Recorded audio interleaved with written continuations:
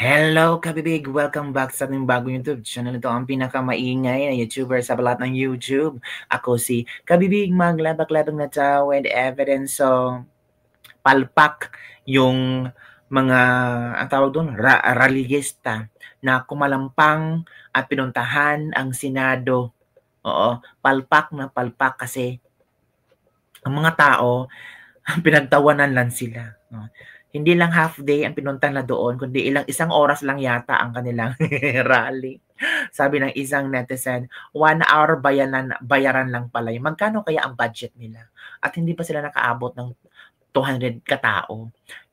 At isinisigaw nila na ang buong Pilipinas daw ang gusto na ma-impeach si BP Sara. Buong Pilipinas hindi niyo na makuha or makadami kayo ng at least man lang 1,000 people. Ay, ito na kabibig. Si Madam Franz Castro nagpa-press con. Nako, iba si Madam Franz Castro. Kasama si Raul Manuel. Kailangan nilang makuha ang simpatya ng tao. Kailangan nilang makuha ang atensyon ng mga tao. Kaya nagpa-press con sila. Oo. Talagang hindi na makontrol ang emosyon ni Franz Castro. Parang galit na. Gustong manakit si Franz Castro kay Cheese Escudero. Question nila kung bakit delayed na nila. Wala kang magagawa, Franz Castro. Hindi mo hawak ang Senado. Wala kang magagawa kasi tapos ka ng pumirma para ma-impeach si BP Sara sa Kongreso. At wala kang power para diktahan mo si Cheese Escudero. Sino ka ba? Sa tingin mo, sino ka ba? Si Tambalos-los nga sabi niya, bahala na ang Senado dan. Kasi natapos na yung trabaho namin. Tapos kayo magpapapress con kayo. Na ano ba yan, Cheese? Anong ginagawa niyo? Press con to the max ang ginagawa ninyo. Grabe. Natatawa na lang kami.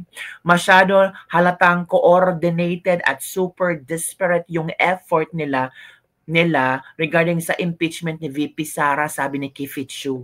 Same day daw, KMU rally na di umabot ng 200 person. Press con ng walang nagmamahal na mga politiko like Franz Castro sa HOR kasi yung mga totoong congressman ayaw nang sumali kasi baka madamay ang career. Tama. Kaya kung sino-sino na lang doon, kakahiya sa convicted na demanding. Oo nga. Naramdaman na ng ibang kongresista ang power ng mga Duterte. Take note, yung mga ibang kongresista na grandstanding noong Quadcom, kumusta na? Diba? Sabi ni Kifichu, mga te, di nyo ma-pressure si Cheese Escudero because aside from political veteran yan, tapos kayo mga bagong salta lang, he sees how the Philippines responded this midterm elections. Totoo. Mga veteran politicians, alam nila kung sinong malakas ng midterm election. So careful sila sa every move nila. Diba? He knows where the true power lies and it's not in you. Mga walang respeto kayo kay President Marcos HOR.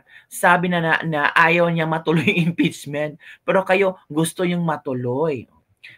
Dito sa press con, iginiit ng mga naghain ng impeachment complaint na dapat matuloy ang impeachment trial at walang umanong palusot o legal na maniobra na maaring makapagsalba kay VP Sara sa pananagutan. Sige, ikaw na lang mag-Senate President Franz Castro. Demanding to Franz Castro.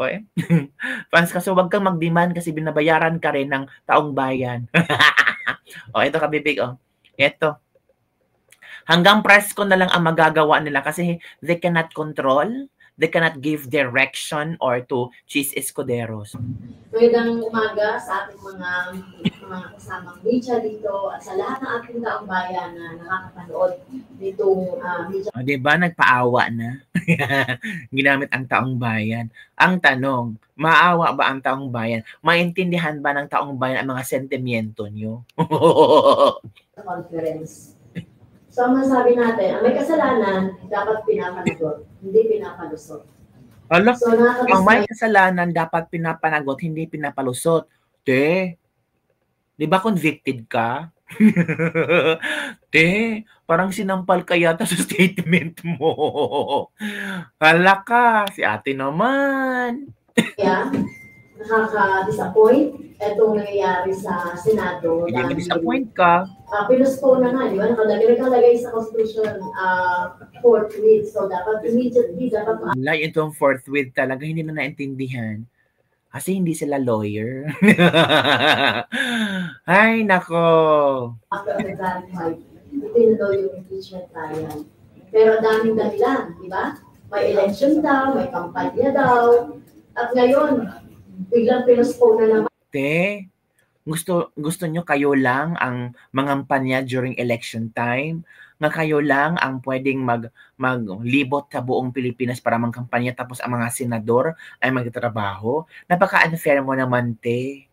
Oo, napaghalataan talaga, te, na talagang ayaw mo sa mga Duterte. Anong maginawa ni VP Sara sa'yo, te? Hinamak ka ba? Sinampal-sampal ka ba? Or ano? Ng June 2 dapat, ngayon June 11 naman. At ito naman, ang sinasabi ng Senado, no, sa pamumuno ni Senate President Escudero, ay ito na naman mga legislative agenda daw na mga naiwan. No, hindi magkaiba itong impeachment, na ito yung katungkulan ng mga senador para sa legislative agenda, tsaka ito. Tapos itong mga bills na pending, te, hindi ba katungkulan ito? Impeachment, pagkaiba yan na nakalagay sa Constitution, na dapat equally ay tinitignan ito na mahalaga, lalo-lalo na yung pagpapanagod sa isang opisyal, nasa opisyal, na katulad ni VP Sara Duterte, doon sa winaldas na pera, no, sa confidential funds. Wow, feeling innocent naman kayo. Kumusta kaya ang pamumuno nyo bilang ACT Teacher Party List? Don't worry, baka may maraming kakalkal at lalabas na mga ebidensya. Naku, I'm so excited for the impeachment ni VP Sara. I'm so excited talaga. So, hindi na lang ito confidential funds, no? Nakita namin sa articles of impeachment, ang iba't-ibang mga kasalanan niya. Kaya talagang dapat na ituloy ito, walang kondisyon.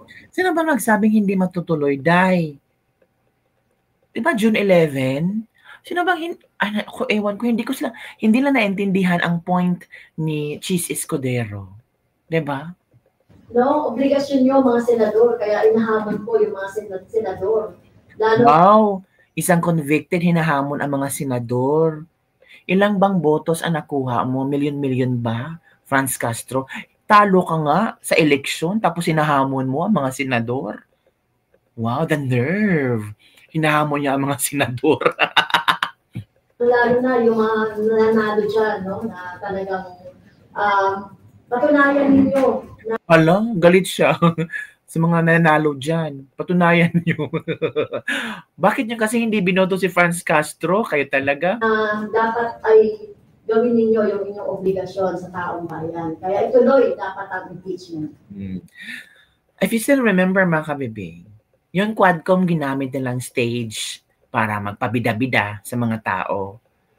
Yung feeling nila bida na sila sa mga tao, nagsumiti sila ng na tatakbo silang senador. Akala nila sikat na sila, relevant na sila, mahal na sila ng tao sa kanilang ginawa sa Quadcom. Ngayon, naramdaman nila ang hinagpit ng kanilang sinasapit ngayon. Ito pang isang pabida-bida, mga kabibig. Kahapon, itong si Risa Hontiveros nag-video-video na. May bago na naman siyang video, mga kabibig. Hindi na nawawala ng video itong si Risa Hontiveros. Ewan ko eh. Ito na. Nako, Risa, hanggang kailan? Puro na lang kayo parinig, di ba? Nako, ewan ko. Ito na, mga kabibig. Ito na, kabibig, ha? Panoorin sa Madam Risa. Ngayon lang ako nakakita ng bola na dinidribble ng 4 na buwan. Kahit naman sa basketball, may shot clock. Wala, nire-refer sa basketball talaga. Ikaw talaga, mahilig ka sa basketball. Convening as an impeachment court and commencing trial is expressly mandated by the Constitution. And yet this process has been... Ano ba nagsabing hindi matutuloy ang impeachment? Kayo lang nagpa-fake news na hindi matutuloy ang impeachment. 'Di ba? At may point naman si Chis Escudero sa pag-aantala sa impeachment proceedings. Hindi ibig sabihin kung maangantala ang impeachment proceedings, hindi matutuloy ang impeachment trial. Parang gusto niyang i-manipulate ang utak ng mga tao na hindi matutuloy ang impeachment kasi inaantala ni Chis Escudero. So bale, ni Chis Escudero ang rason bakit hindi matutuloy ang impeachment? Kasi kawawa naman si Chis, 'di ba? Delayed and dragged on for 4 long months. Te, aminin mo. Ngayon ka lang nagsalita. Sana noong kasagsagan ng eleksyon na tumatakbo yung mga dilawan, ang kagrupo mo, edi sana nagsalita ka. Bakit ngayon ka lang nagsalita? Bakit tumahimik ka noong panahon ng eleksyon? Kasi ayaw mo na matalo sina Bam Aquino at Kiko Pangilinan kasi maapektuhan sila. Ngayong tapos ng eleksyon, nagsalita ka na. Oh, sinsiraan mo na ang dapat siraan. Nagdrama-drama ka na ngayon, paipal-ipal ka na ngayon. Pero yung panahon ng eleksyon, tahimik ka, wala kang ginawa. Eh, di ba sana noon ka pa nagsalita? Bakit ngayon lang, te? Strategy nyo na tumahimik kayo sa panahon ng eleksyon kasi alam nyo, once magsasalita kayo, hindi kayo mananalo. Di ba? Huwag kayo magdrama. Those 4 months, I've been called eager, aggressive, impatient, atat. But the simple truth is this: we are not rushing. In fact, we have been waiting. The Filipino people are waiting. And we believe... Filipino people are waiting daw. Comment down below kung naghihintay ba kayo sa impeachment ni Bibi Sara. Comment down below kung naghihintay ba kayo sa impeachment ni VP Sara, mga kabibig. The Filipino people are waiting daw. Naghihintay ba kayo? Comment below. 4 months is more than enough. These delays are no longer procedural. They are obstructions dressed up as protocol. The impeachment process is a crucial means of demanding accountability exclusively entrusted by the people to the Senate. Hindi ko yan balak talikuran. It's time to follow the rules and... Sino ba namang sabi na talikuran yan? Si Bibi Sara nga, hindi niya tatalikuran. Haharapin niya, bloodbath. Kaya talaga, mahilig kayong gumagawa-gawa ng drama at your own script. Start the process forthwith. Enough games. Time to move. Sige, mag-move ka. Sino mang sabi hindi ka mag-move? Sana noon pa nag-move ka na nung panahon ng eleksyon. Kasagsagan ng eleksyon. Diba? Mag-move ka. So yun, kabibiga, yun ang napansin ng mga netizen ngayon. Ang drama, ang daming nagdadrama. Ang dami nila ngayon nagdadrama, parang sila pa ang talunan, umiiyak na parang ang daming problema ng bansa, kung unahin yung pa ba yan? Puro kayo impeachment, mabubusog ba kami dyan? O, di ba, sabi ng isang netizen. Asan pera ng PhilHealth, madam? Kahit ma-impeach po si VP, malabo pa rin po kayong manalo pagka-presidente. Siguro po, mag-goodbye na din po kayo sa 2028, gaya ng iba dyan na hindi nakabalik sa pwesto. Naku! Hindi na yan mananalo sa susunod. Naku po. Ito pa, kulbaan na siya kasi hindi na siya mananalo sa 2028. Filipino people are waiting. Ikaw lang yun, te. Huwag mo kaming idamay. sabi ni Betcha Bet. Takot ka lang kasi di nyo kayang talunin si VP sa 2028. Pangarap ko na lang libre naman. Sabi ko sa iyo, mangarap ka na lang, Risa Hontiveros. Te, ikaw lang ang naghintay. Kami walang pakialam sa impeachment. Mas may pakialam kami sa 20 pesos na kilo na bigas. Diba? Ito pa. Ito. Ang ingay-ingay mo. Ba't di mo tanungin si Escudero na gusto mo talaga matapos yung Senado? Te, ba't hindi ka nag-ingay sa panahon ng eleksyon? Ito, promise, inodoro ka sa president sa 2028. Huwag ka nang mangarap. Ito pa. Excited kasi kayong manalo. Ito pa. Meow, meow, meow, meow. Atat na atat. Nako, dinamay pa ang mga Pilipino. Filipino is waiting imong naong ika rin nag-wait day. Nagsalita ang marunong. Baka nagpa-survey si Risa Hontiveros, oy. So yun lang kami bigang ating latest libag-libag for today. Don't forget to like, subscribe, and share this video para sa mga latest trending news na ating pag-usap-usapan. Lalo na itong ingay ng impeachment ni VP Sara. Grabe sila, no? Ang ingay nila. Dapat sana no, mas maingay sila sa kung ano ang pangunahing problema ng sabay ng Pilipino. Yun ang pakabibig. Bye everyone. See you next time.